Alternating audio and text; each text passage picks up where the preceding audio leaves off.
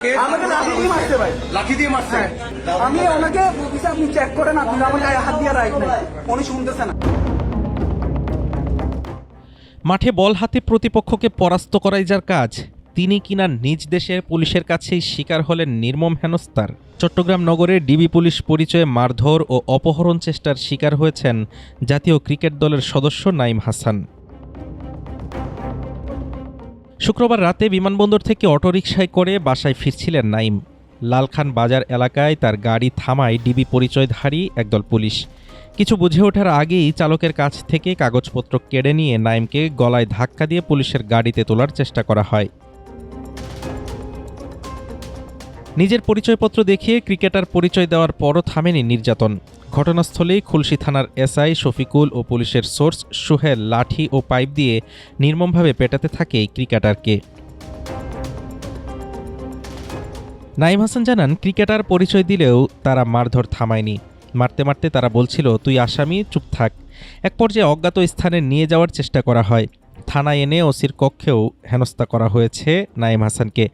OC বারবার বলছিলেন চোখ নিচু করে কথা বলতে। নাঈম হাসান জানান, আজকে আমার জন্য অনেকে থানায় এসেছে, কিন্তু সাধারণ মানুষের জন্য তো কেউ আসবে না। আমি এর বিচার চাই।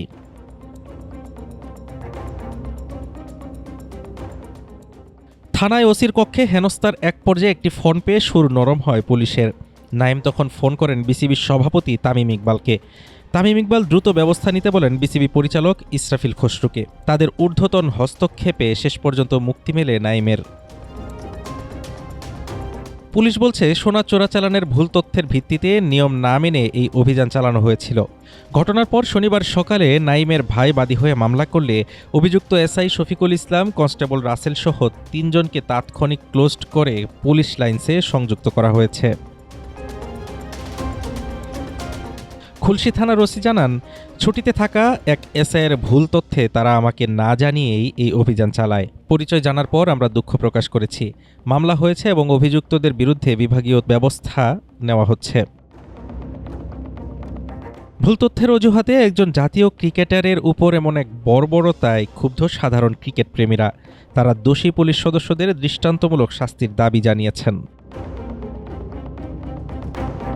হাফিজুর রহমান তুষার, ঢাকা টুডে।